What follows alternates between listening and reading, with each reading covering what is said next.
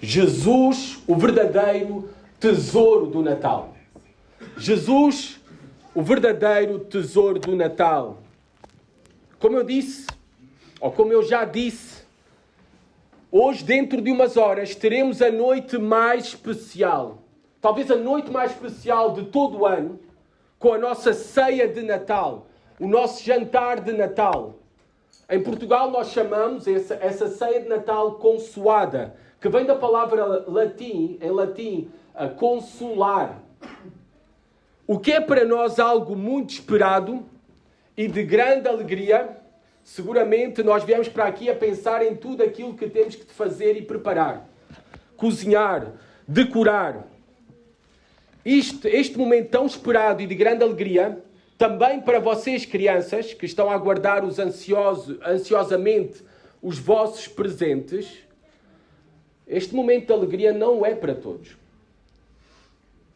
Vocês sabem muito bem, todos vocês, que há diferentes reações ao Natal e nem todos celebram o Natal. Agora, não todos celebram o Natal por causa do seu cunho religioso, porque há diferentes religiões e há religiões que não celebram o Natal. Testemunhas de Jeová, por exemplo, não celebram o Natal, muçulmanos não celebram o Natal e até dentro dos evangélicos há muitos que não celebram o Natal, o consideram como uma festa de tradição pagã. Mas sem pensar nestas questões religiosas e culturais, nós temos que pensar fundamentalmente das questões do coração pela qual muitos não celebram o Natal.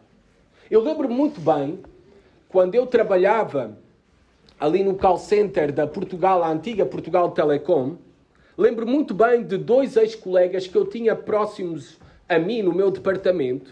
Enquanto chegava esta altura do Natal, eles confessavam abertamente que era a época do ano que mais odiavam. Abertamente. E não tinha nada a ver com questões religiosas.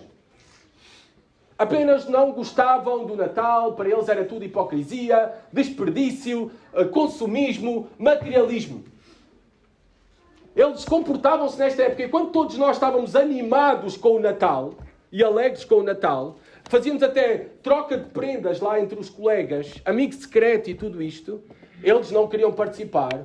E na verdade até parece que queriam desencorajar o mesmo, comportando-se como o vosso conhecido, crianças, o vosso conhecido rabugento Grinch, que faz tudo para acabar com o Natal dos cidadãos da Quenlândia.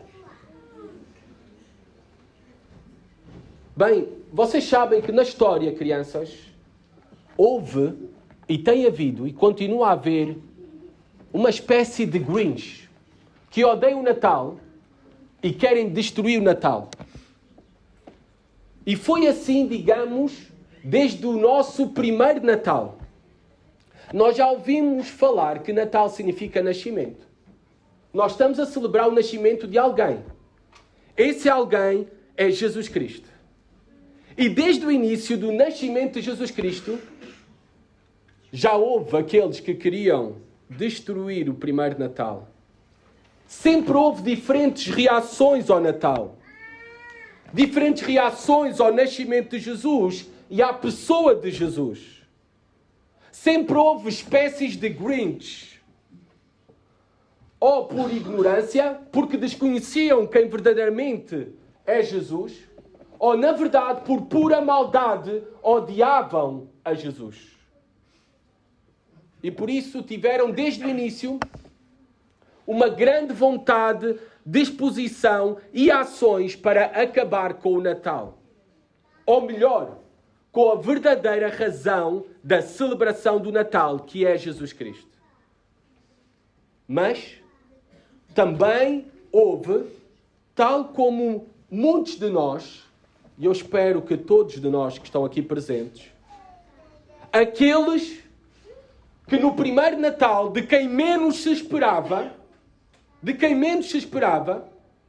que entenderam a verdadeira razão da celebração do Natal e olharam para Jesus como o maior presente, o melhor tesouro, o verdadeiro tesouro do Natal. Por favor, ouçam esta história que está em Mateus, o primeiro livro do Novo Testamento. Abram as vossas Bíblias e me acompanhem, também vocês, crianças, se têm as vossas Bíblias. Ou então prestem atenção a Mateus capítulo 2. Vamos ver aqui Grinch, pessoas que queriam destruir o Natal, mas vamos ver aqui também pessoas que acharam em Jesus o verdadeiro tesouro do Natal. E eu espero que sejamos como essas pessoas. Sabem quem são, crianças? E todos aqui presentes? Os famosos magos. Vamos então ler a palavra de Deus. Mateus capítulo 2, versículo 1 a 12. Aqueles podem colocar-se de pé para lermos a palavra de Deus juntos.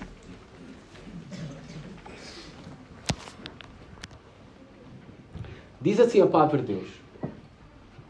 Tendo Jesus nascido em Belém da Judeia, em dias do rei Herodes, eis que vieram os magos do Oriente a Jerusalém e perguntavam: onde está o recém-nascido rei dos judeus?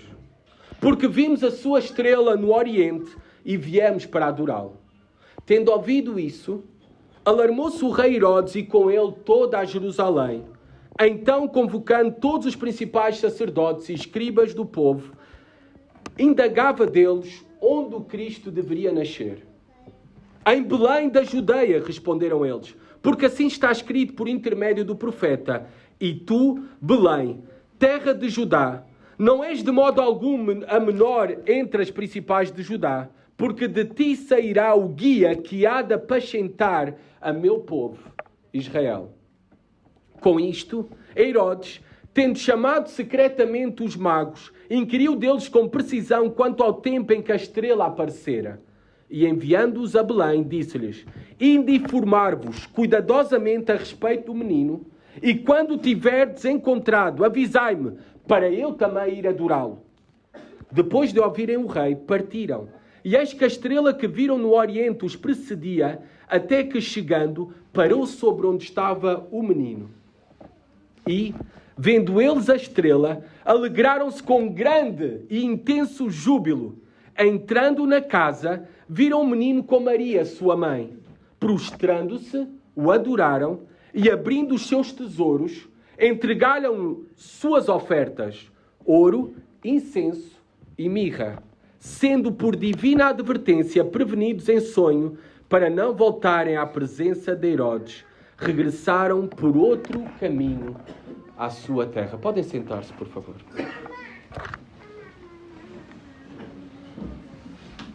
Então, temos aqui a história dos magos que procuram o Messias. Assim é no Antigo Testamento, na Bíblia, nos escritos dos profetas, chamado Jesus Cristo. Ele é o Messias. Esta palavra Messias significa o ungido, o escolhido por Deus para reinar para todo o sempre. O escolhido por Deus que iria salvar o seu povo, o povo de Deus, de todos os seus pecados. Então temos aqui estas personagens famosas para todos nós no Natal, os magos do Oriente, que procuram o Messias prometido. Tendo Jesus nascido em Belém da Judeia, em dias do rei Herodes. Então vemos que Jesus já tinha nascido. Ele já tinha nascido e ele nasceu em Belém da Judeia, nos dias do rei Herodes. Está a falar aqui de Herodes o Grande, que morreu no 4º ano antes de Cristo. E com esta informação, ao pormenor que Mateus nos dá, nós conseguimos saber de perto em que ano Jesus nasceu. Nós não podemos ter certeza em relação ao mês em que nasceu, ao dia em que nasceu, mas nós podemos estar muito próximo do ano, efetivamente, que Jesus Cristo nasceu. Portanto, se Herodes o Grande morreu no 4º ano antes de Cristo, Jesus realmente então nasceu ou no 5º ao 6º ano antes de Cristo. Com a maneira de datarmos o calendário que eu estou a usar, o calendário gregoriano. Jesus nasceu em Belém. Este pormenor também é muito interessante. Vocês sabem o que é que significa Belém? Significa casa de pão. Casa de pão.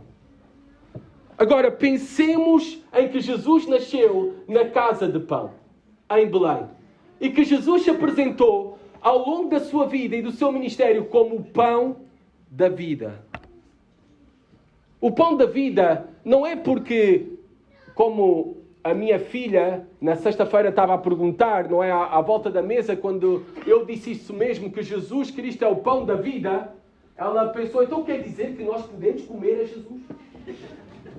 Mas Jesus usa esta ilustração, esta imagem que ele é o pão da vida, porque pão naquela cultura ainda hoje significa nutrição, significa... Nós sabemos que pão é alimento. Pão é provisão de Deus para nós, de tudo aquilo que nós necessitamos. E Jesus é aquele que nós necessitamos, é o pão da vida, para saciar as nossas almas da fome que temos do perdão dos nossos pecados, da justiça, de sermos justos, de sermos perdoados. E também só em Jesus as nossas almas podem ser satisfeitas. Somente em Jesus nós podemos ter vida e vida em abundância, vida eterna. Somente em Jesus também nos podemos alimentar das suas palavras para termos a vida de Deus e experimentarmos a vida de Deus aqui e agora e para todo o sempre. Por isso ele é o pão da vida, Jesus. E apresentam-nos então estas famosas personagens. Eis que vieram uns magos do Oriente a Jerusalém. Olhem, vocês sabem, crianças também, vocês sabem que a celebração de Natal está envolta também em muitos mitos de Natal que ouvimos por aí. E nós cremos nesses mitos que ouvimos como 100% verdadeiros. Mas a verdadeira história do Natal está na Bíblia. Então devemos prestar atenção. É à Bíblia e lemos mais a nossa Bíblia para a conhecer. E um desses mitos de Natal é sobre os magos. Sobre estas famosas personagens do Natal. Há muitas crenças erradas sobre os mesmos. Talvez tu até agora vais ouvir algumas crenças erradas sobre os mesmos que tu pensavas que eram verdadeiras. Não sintas vergonha. Está bem? Apenas que isso possa ajudar-te a motivar-te, a motivar-nos a lermos mais a Bíblia, a Palavra de Deus, para conhecermos a verdadeira história de Natal, a verdade de todas as coisas. De todos os evangelhos que falam de Jesus Cristo e da história do nascimento, da vida, da morte, da ressurreição e ascensão de Jesus Cristo, Mateus, Marcos, Lucas e João, Mateus é o único que registra esta história da visita dos magos. Então, tudo o que há para saber sobre estas personagens, os magos, está aqui no Evangelho de Mateus. E reparemos então, e acabamos de ler, que apenas diz a Bíblia, eis que vieram uns magos do Oriente a Jerusalém. Então, nós não temos o número exato de magos. Nós ouvimos dizer que os magos eram 3, não é? Mas os magos podiam ser, como está em plural, podiam ser 2. Podiam ser 3, podiam ser 5, 10, 20. Nós não sabemos. A Bíblia não nos diz quantos magos eram. Está bem? Também, a Bíblia não diz que eram reis. A Bíblia simplesmente os chama magos, não diz reis magos. Este é um pormenor interessante. Também, a Bíblia não nos diz o nome dos magos. Então o nome que nós temos, Belchior, Baltazar e Gaspar, nós não temos na Bíblia esses nomes. É a tradição dos homens. Começaram, se eu não estou em erro, com Tertuliano no ano 4 depois de Cristo. No ano 4 depois de Cristo, não. No 4º século depois de Cristo. Nós não sabemos os nomes deles. Também, nós nem sabemos de onde eles eram especificamente. Apenas, o texto diz que eles vieram do Oriente. Vieram da China, da Tailândia. possivelmente vieram mais da antiga Pérsia, atual Irão, ou da antiga Babilónia, atual Iraque. Era o mais próximo, ainda que naquele tempo não havia carros nem aviões. Então eram viagens muito demoradas para ir até desses lugares, mesmo a Babilónia, a antiga Pérsia, ir até Jerusalém. Então fiquemos com aquilo que nós sabemos sobre os magos. O que sim sabemos é que eles eram mais do que um. Está no plural, magos. Agora, pensemos também que há um mito aqui. Eles não eram magos como nós pensamos que eles eram. Como nós temos hoje em dia magos na nossa cultura. Porque hoje em dia, nós quando ouvimos a palavra magos, pensamos em mágicos, em feiticeiros, em bruxos. Não tem nada a ver com isso, está bem? Eles não eram nada disso. A palavra grega usada para magos significa, ou está relacionado com sábios, pessoas com conhecimento. E que conhecimento era este? Eles, muito provavelmente, eles eram também sacerdotes de uma religião antiga da Pérsia, que nós sabemos que se envolviam com a astronomia e a astrologia, estudavam as estrelas, por outras palavras. Eles eram, por isso, gentios. Eles não eram judeus, estavam bem longe de o ser. Mas eles eram sábios, magos, que eram estudiosos, que se envolviam no estudo das estrelas, da astrologia. Hoje em dia chamamos a astronomia, talvez os primeiros astrónomos que alguma vez existiram. E eles buscavam esse conhecimento através das estrelas, porque eles buscavam nas estrelas o verdadeiro conhecimento e sentido para a vida. Há também inúmeros registros de antigos astrólogos da antiga Pérsia que interpretavam fenómenos astronómicos, olhavam para as estrelas como anúncio do nascimento de reis. Então aqui estamos os magos como sábios, pessoas que estudavam as estrelas, que queriam nas estrelas encontrar o verdadeiro sentido da vida. Magos também sábios podem muito ter sido conselheiros de uma corte real na Pérsia ou na Babilónia. Pensemos em Daniel também. Sábios que estavam ali para aconselhar o rei, os assuntos do rei. E eles podem muito bem ter sido como Daniel. E talvez ouviram falar muito do Deus de Daniel, se eram da antiga Babilónia. E talvez ouviram falar muito das profecias que estão em Daniel, no livro de Daniel, sobre o Messias prometido, sobre o rei dos judeus, prometido e anunciado por Daniel e por outros profetas. Por isso eles chegam, no versículo 2, e perguntavam a Jerusalém, chegaram a Jerusalém e perguntaram explicitamente: onde está o recém-nascido rei dos judeus? Reparem, este acontecimento deu-se após o nascimento de Jesus.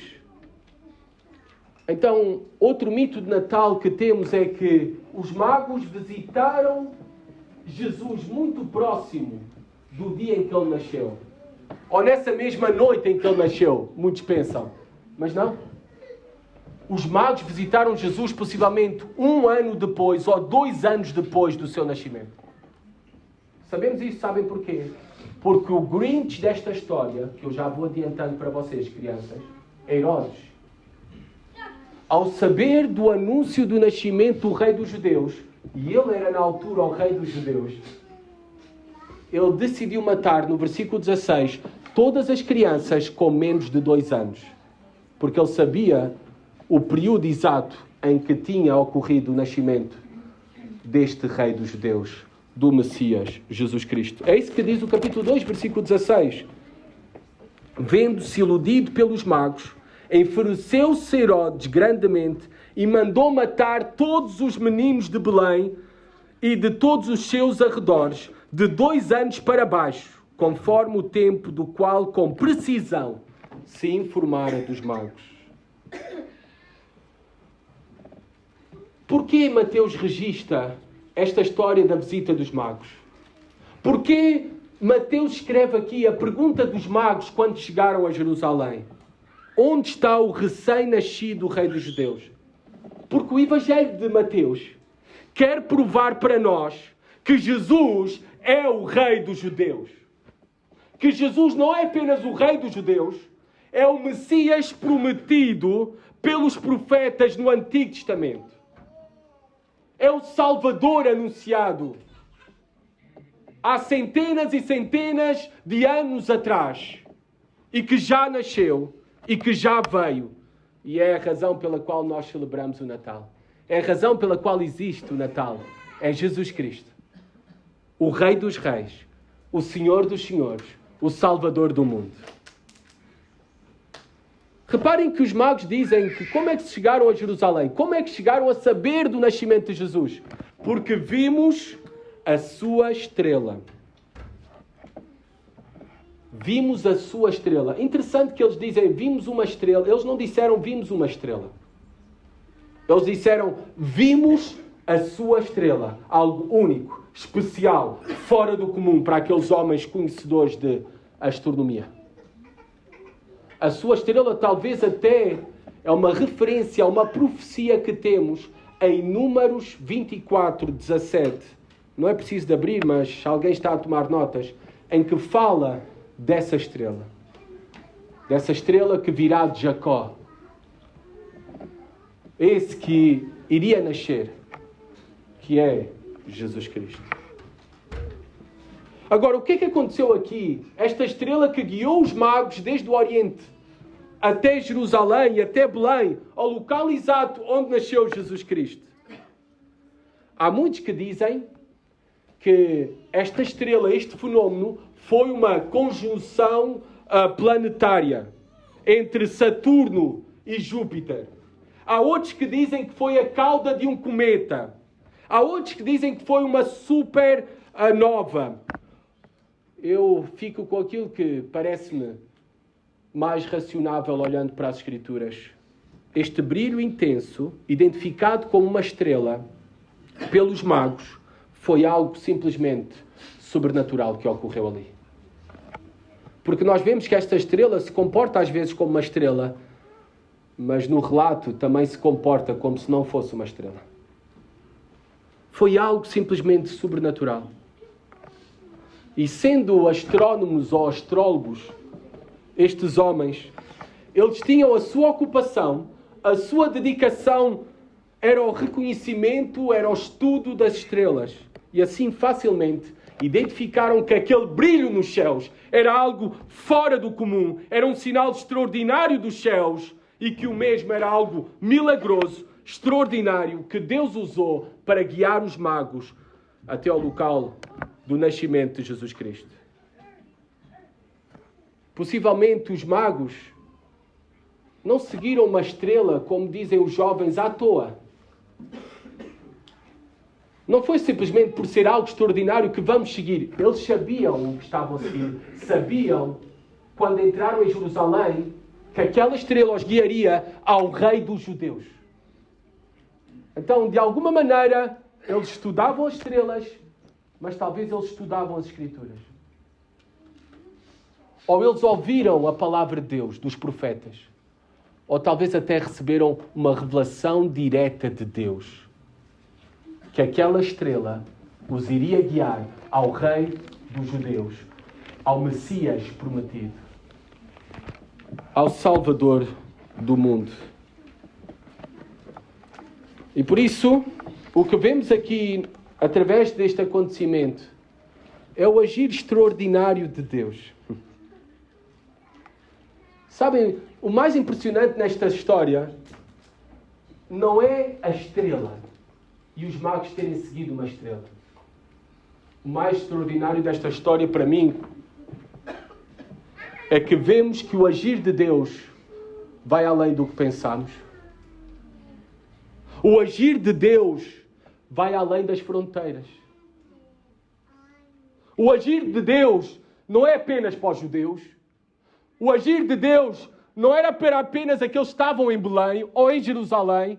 O agir de Deus é para as nações. É para aqueles que estavam no Oriente, em que Deus também lhes falou e os trouxe para Ele. Isto é o mais impressionante do Natal. É que o Natal é para todos. O Natal ultrapassa barreiras, culturas, etnias, línguas. Jesus Cristo veio para todos. Isso é o mais extraordinário. A estrela é secundária. É o agir de Deus da maneira mais improvável e com os mais improváveis, Deus a alcançá-los.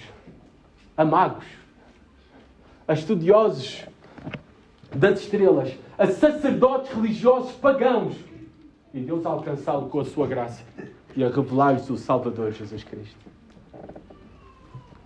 Isto também deixa uma grande lição para nós. Deus sempre está a agir, mesmo quando nós não vemos. E Deus não age das formas que nós esperamos que Ele haja. A história dos magos nos ajuda a olharmos para isso mesmo. Aqueles que pensamos que estão longe de Deus, Deus pode trazer para próximo dele.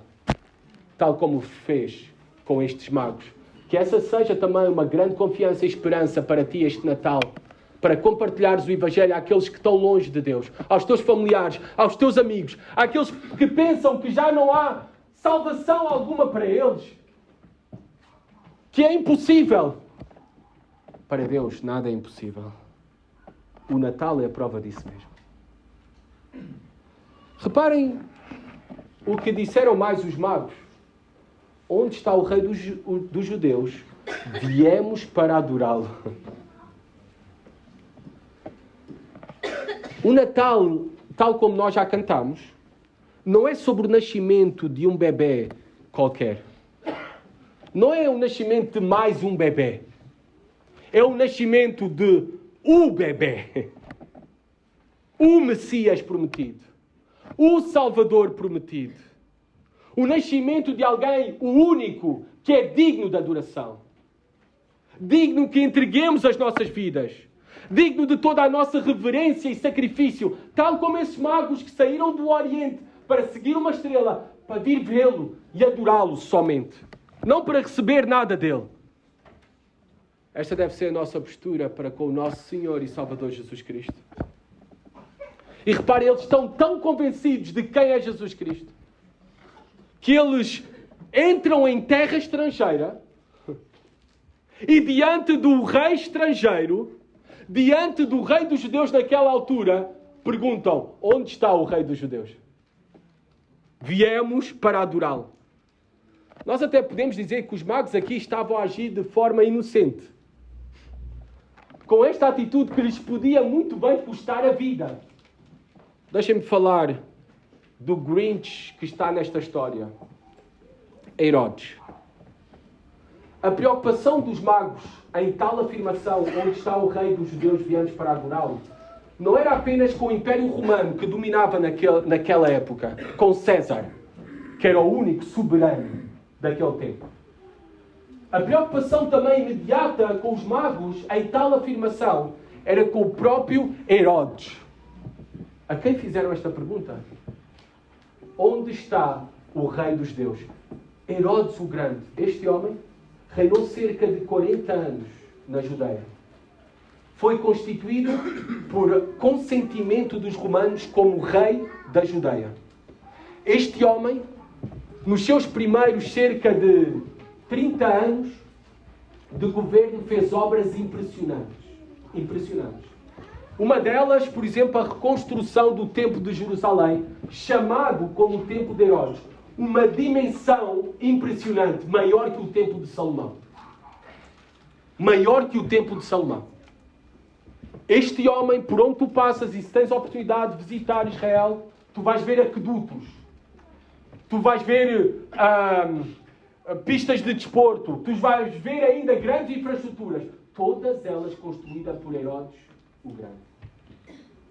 Mas os últimos anos deste homem, e nós estamos aqui nesta história nos últimos anos, ele foi conhecido pela sua... ficou paranoico. Este era um homem que chegou a matar as suas mulheres por desconfiar delas. Chegou a matar os seus próprios filhos, sem piedade. Matou inúmeros rabinos. E é diante deste homem que eles dizem: onde está o rei dos judeus? Nós viemos para adorar. E nós vemos a reação de Herodes.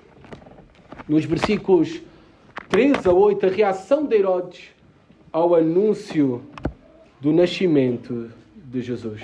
Ele ficou, diz o texto, versículo 3, alarmou-se, ou por outras palavras, ele ficou apavorado, cheio de medo. Reparem, quando ele ouviu que tinha nascido o Rei dos Judeus, o Messias, ele ficou com medo de perder o trono, o poder, que ele tinha insistido tanto no mesmo. Tantos sacrifícios tinha feito para comprar esse poder e para manter esse poder. Mas não apenas ele ficou apavorado, com medo. O texto diz também toda a Jerusalém. Isto é impressionante. Quando ouviram que tinha nascido o Rei dos Judeus, o Messias prometido, em vez de se alegrarem e celebrarem, toda a Jerusalém ficou com medo desta notícia. Nós temos que pensar e relembrar-nos que eram tempos de grandes trevas para os judeus naquele tempo. Estavam debaixo da opressão do Império Romano. Eles já tinham perdido a completa esperança de libertação dos romanos. Eles já não pensavam na esperança messiânica. Praticamente tinha desaparecido. César era o absoluto sobre eles. E qualquer oposição a César ou revolta a César, eles sabiam, como já tinha acontecido várias vezes e como iria acontecer no futuro, que eles seriam barbaramente reprimidos. E se não fossem reprimidos por César, eles seriam pelo lunático Herodes. Aquele que não tinha problema de matar os seus próprios filhos. Os judeus, no fundo, eles já estavam sem esperança. Já não esperavam o agir de Deus em enviar o Messias. Eles só se preocupavam em sobreviver. Talvez neste Natal tu estás assim também. Sem esperança. O Natal é a mensagem de maior e melhor esperança. Jesus Cristo nasceu. Já nasceu. Já veio. O Filho de Deus, enviado por Deus, para ser o teu Salvador. Versículo 4, nós vemos Herodes a perguntar mais. Como ele não era judeu, vocês sabiam, ele não era judeu, era edomita. Como é que ele se tornou rei dos judeus? Casou-se com uma judia, comprou o poder com a autorização e o consentimento de César. Ele também não estudava a sua Bíblia, nós sabemos isso. Por isso é que ele chamou os líderes religiosos daquele tempo. Reparem o que diz o versículo 4. Então, convocando todos os principais sacerdotes e escribas do povo, perguntava deles onde o Cristo deveria nascer. Qual o local do nascimento do Messias? Agora, nós sabemos que ele queria saber o local do nascimento não por boas razões. Ele queria matar, destruir o Natal. Nós vemos Herodes a convocar sacerdotes, os principais sacerdotes e escribas do povo. Vocês sabem quem são esses? Eram os saduceus e os fariseus, os líderes religiosos daquele tempo. Aqueles com quem nós vamos ver ao longo dos evangelhos que terão uma disputa com Jesus, que irão rejeitar a Jesus, que irão matar a Jesus. E eles, estes líderes religiosos, sabiam e conheciam as profecias bem. E que o Messias deveria, como dizem no versículo 5 e 6, nascer em Belém. O nascimento de Jesus em Belém é um cumprimento de uma das profecias do Antigo Testamento. Miqueias 5:2, que é citado aqui no versículo 6. Reparem o que diz o texto. E tu, Belém, terra de Judá, não és de modo algum a menor entre as principais de Judá, porque de ti sairá o guia que há de apacentar a meu povo Israel. O nascimento de Jesus em Belém é o cumprimento desta profecia. Agora, não pensem que Belém era alguma coisa especial. Não era uma grande cidade, nem podia ser chamada vila. era uma pequena aldeia que foi predito por Miqueias cerca de 700 anos antes do nascimento de Jesus Cristo, que o Messias iria nascer ali.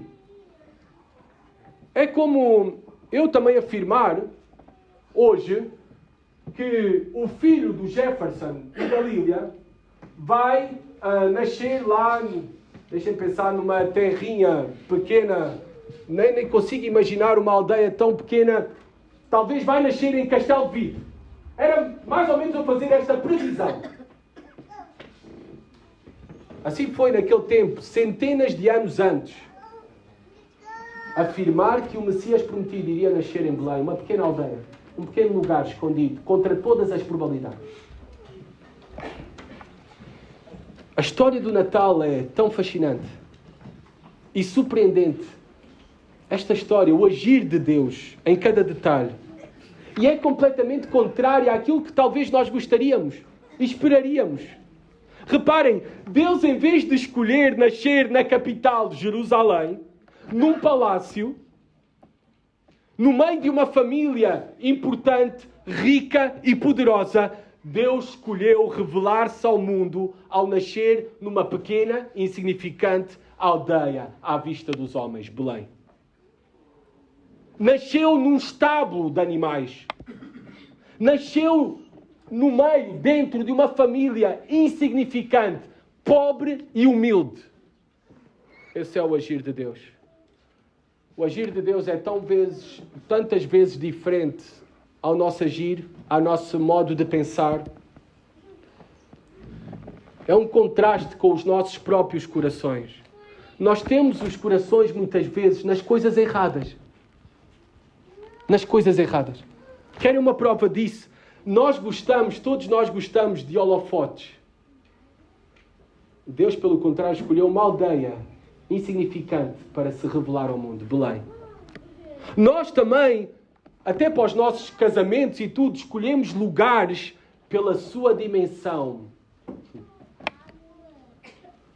Deus escolheu um estábulo para nascer. Nós vamos às festas com as melhores roupas. Mas Deus escolheu agir das maneiras mais pequenas e pobres, por meio do mais improvável, por meio do mais pequeno, para manifestar a grandeza da sua glória. Essa é a história fascinante do Natal. O improvável, o impossível, Deus fez para nos salvar. Que nós tenhamos este coração centrado naquilo que deve estar centrado. Não nos holofotes, não nas coisas grandes, mas na verdade nas coisas verdadeiramente gloriosas. E a glória do Natal é Jesus Cristo. A glória das nossas vidas é Ele. Versículos 7 e 8. Deus usa Herodes como instrumento para revelar aos magos a profecia da palavra de Deus sobre o local do nascimento do Messias. É Herodes que transmite aos magos onde o Messias deveria nascer. E esta é uma lição para nós. Muitas vezes nós esperamos e desejamos grandes sinais de Deus. Não é? Fogo deixa do céu para me mostrar qual é a vontade de Deus. O que mais necessitamos é daquilo que os magos também necessitaram naquele momento. Da revelação da palavra de Deus. Pois é somente na sua palavra que claramente encontramos a segura e verdadeira vontade, revelação de Deus para as nossas vidas. Queremos ouvir sobre a verdadeira história do Natal? Ela está nas Escrituras, na palavra de Deus. Queremos saber quem é Deus, quem é Jesus Cristo, o que Ele fez? Na palavra de Deus encontraremos. Queremos saber qual é a vontade de Deus para as nossas vidas? É na palavra que iremos encontrar. E somente nela, tal como os magos encontraram. Já caminhando para o final, nós vemos que os magos encontram e adoram o Messias. E reparem a atitude deles. Versículo 9 e 10. Depois de ouvirem o rei, partiram, e eis que a estrela que viram no Oriente os precedia, e à frente deles, até que chegando parou sobre onde estava o menino. E vendo eles a estrela, alegraram-se com grande e intenso júbilo. O Natal, tal como falámos no domingo passado, é de grande alegria, entusiasmo e júbilo para nós. Por isso é celebração. Por isso devemos celebrar com alegria, devemos cantar hoje, amanhã, por causa, tal como aqueles magos que chegaram a conhecer a Jesus Cristo, o Salvador prometido, nós agora também podemos, nós aqueles que já conhecemos a Jesus Cristo como nosso Senhor e Salvador, e muito melhor do que os magos, podemos ter ainda uma maior alegria e entusiasmo para celebrar o Natal, mas além disso, para viver, para o adorar. Versículo 11. Entrando na casa, viram o menino com Maria, sua mãe. Prostrando-se, o adoraram e, abrindo os seus tesouros, entregaram as suas ofertas: ouro, incenso e mirra. Chegaram a casa, reparem, o mito Jesus não está mais num estábulo. Eu sei que os nossos presépios colocam Jesus com os animais e dentro de um estábulo. Mas quando os magos visitaram a Jesus, ele não estava mais num estábulo, estava numa casa. Agora, não penses que essa casa também era uma grande coisa. Uma casa em Belém, numa aldeia pequena, numa família pobre e humilde, era um cubículo pequeno. Simples. Pensem comigo. O que é que os magos estariam a pensar naquele momento? Vieram para visitar o rei dos judeus. E não o encontraram na capital. Eles foram primeiro a Jerusalém. Claro, gente importante nasce na capital. Nas grandes cidades. Jerusalém. Não, foram conduzidos para uma aldeia. Mas não só isso. Para uma casa pequena, humilde, simples. O Messias prometido. Talvez esta seria a nossa reação. O quê? Tanto para isto? Caminhei isto tudo, andei isto tudo, arrisquei tanto para isto? Para vir até este lugar? Seguramente aqui não está nenhum rei. Seguramente iríamos talvez até desprezar. Mas nós vemos que não foi isso que aconteceu. Com os magos, eles viram a verdadeira glória do Natal. Eles conheceram a verdadeira glória do Natal. E a primeira coisa que fizeram, diz o texto, prostrando-se, caindo no chão. A palavra prostrar-se mesmo é cair. Caíram no chão e adoraram. Esta é a atitude diante de Jesus Cristo. Esta é a reação dos magos, bem distinta a Herodes, que queria destruir o Natal. Os magos viram a beleza e a glória do Natal e se renderam por completo. Essa deve ser a nossa atitude, tal como os magos, diante daquele que Mateus nos apresenta como o filho de Davi, do rei Davi, o herdeiro do trono, e o herdeiro do trono para todo o sempre. Aquele de quem fala Daniel 7, versículo 13 e 14, eu vou ler para vocês esta profecia sobre o Messias. Eu estava olhando nas minhas visões da noite, e eis que vinha com as nuvens do céu, um como o filho do homem, uma referência ao Messias. E dirigiu-se ao ancião de dias e o fizeram chegar até ele. Foi-lhe dado domínio e glória e o reino, para que os povos, nações e homens de todas as línguas o servissem. O seu domínio é domínio eterno, que não passará, e o seu reino jamais será destruído. Quem é esse senão Jesus Cristo? Quem é esse que é Deus para reinar eternamente para todo sempre? Esse Deus que se fez homem, esse Deus homem que celebramos no Natal, Jesus Cristo, o Filho de Deus, que veio de Deus para resgatar muitos. Diante dele só podemos nos curvar, nos render, abrir os nossos tesouros, é o que eles fizeram. Eles ofereceram tesouros que são estranhos para nós. Incenso. Esta planta, incenso, para provocar aromas no culto a Deus, era usada no tabernáculo, no templo. Isto para nós hoje não tem grande valor, a não ser para provocar cheiros em casa. Mas naquele tempo, todos esses presentes, o ouro, o incenso e a mirra, outra planta, que era usada para o embalsamento de corpos quando as pessoas morriam, para perfumar os corpos.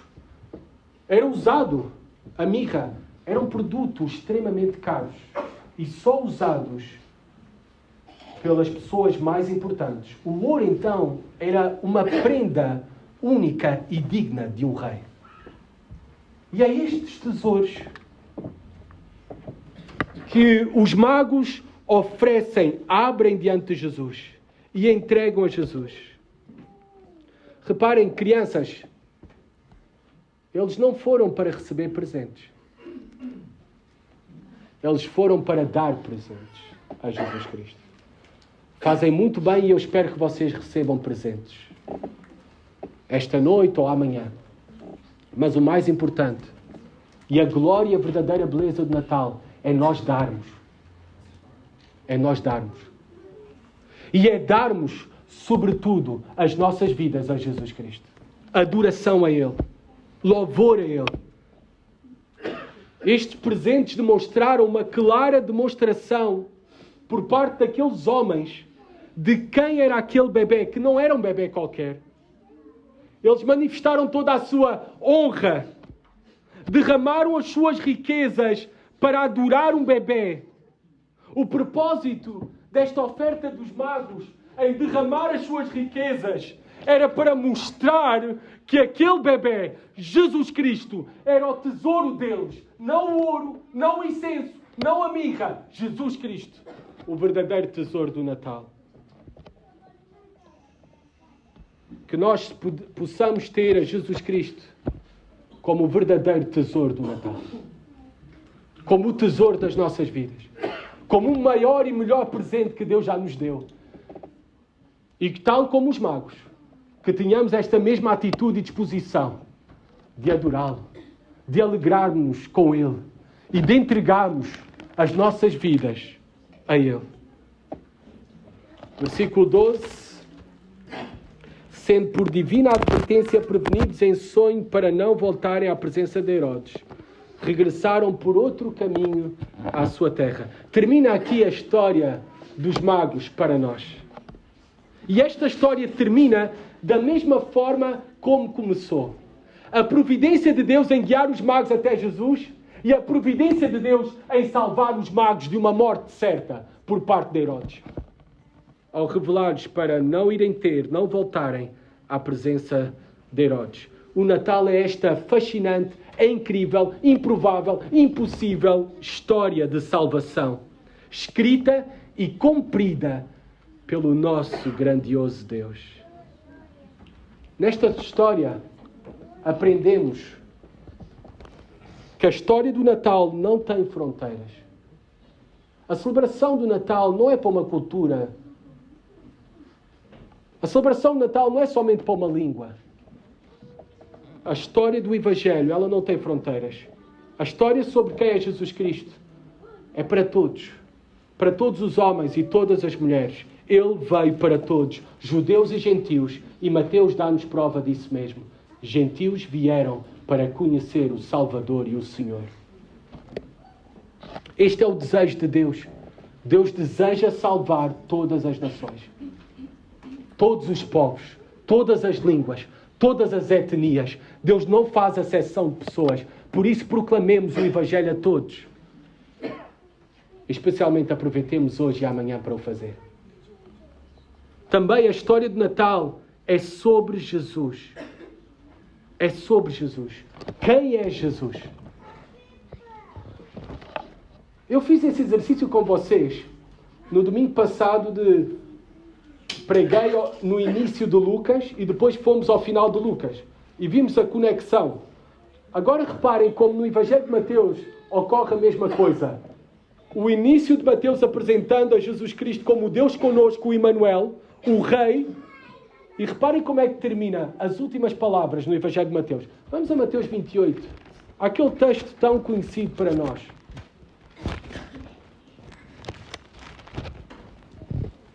A grande comissão.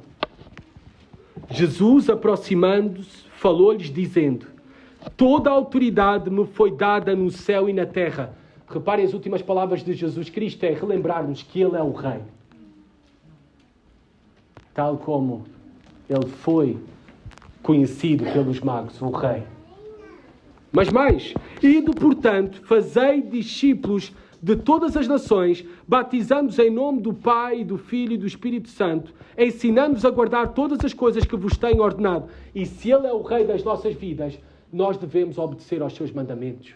Por isso nós temos essa comissão para fazer discípulos e ensinar todas as coisas e guardarmos todas as coisas. Este é o verdadeiro povo do Rei Jesus, que obedece e segue os seus mandamentos, a sua palavra. Terceira lição para nós. E eis que estou convosco todos os dias até à consumação. No início do Evangelho de Mateus, um dos nomes de Jesus Cristo é Emmanuel, que quer dizer Deus connosco. E as últimas palavras no Evangelho de Mateus é: e eis que estou convosco todos os dias. Ele é Deus connosco. Ele é Deus connosco. Depois de olharmos a beleza e a glória do nosso Salvador, do nosso Deus que é connosco, o que é que nós podemos oferecer a Jesus Cristo? Ofereçamos o melhor. Hoje e sempre nos esforcemos para oferecer a Deus o melhor em tudo. E em tudo.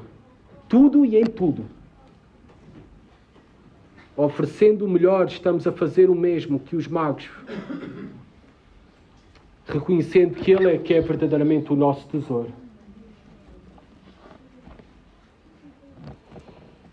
O Natal é uma história fascinante. Mas sabem, este brilho do Natal somente será cativante para a tua alma. A glória maior do Natal somente será para ti que estás aqui, ou para ti que estás a assistir pela internet. Somente quando encontrares este Rei pessoalmente, como os magos o encontraram. Somente esta história fascinante nos irá atingir profundamente e completamente, nos transformar, quando nós tivermos um encontro pessoal com Jesus Cristo, tal como os magos tiveram. E quando assim for, não irá restar que outra coisa de fazer aquilo que eles fizeram: cair de joelhos, entregando a nossa vida a Ele. Quando nós vemos a glória de quem é Jesus Cristo, o Senhor e o Salvador, seguramente então as nossas almas irão adorar e viver para Jesus. E Ele será o verdadeiro brilho do Natal, o verdadeiro brilho das nossas vidas, o verdadeiro tesouro das nossas vidas. E somente assim, quando Ele for tudo isto para nós, e somente isto para nós, é que iremos experimentar verdadeiramente um Feliz Natal. E é esse Feliz Natal que eu quero que desfrutemos e que tu possas desfrutar de todo o teu coração. Um Feliz Natal com Jesus. Vamos orar. Senhor, obrigado pela esta história maravilhosa e gloriosa. Obrigado por Jesus Cristo. Obrigado, Senhor, porque o Natal é sobre dar. Tu já deste o teu Filho por nós. E agora também nós nos devemos dar-nos a Ele de todo o nosso coração. Tal como fizeram os magos, Pai. Senhor, no meio de tantas distrações, Senhor, que nos possamos focar naquele que é o verdadeiro brilho e glória do Natal e das nossas vidas, Pai. Jesus Cristo. Senhor, que a nossa maior esperança e confiança para, na verdade, sermos verdadeiramente felizes e viver verdadeiramente um Feliz Natal, seja, Senhor, de cada um dos corações aqui presentes, ter a Jesus Cristo como o verdadeiro presente, o verdadeiro tesouro das suas vidas. É isso que eu te peço, no nome de Jesus. Amém.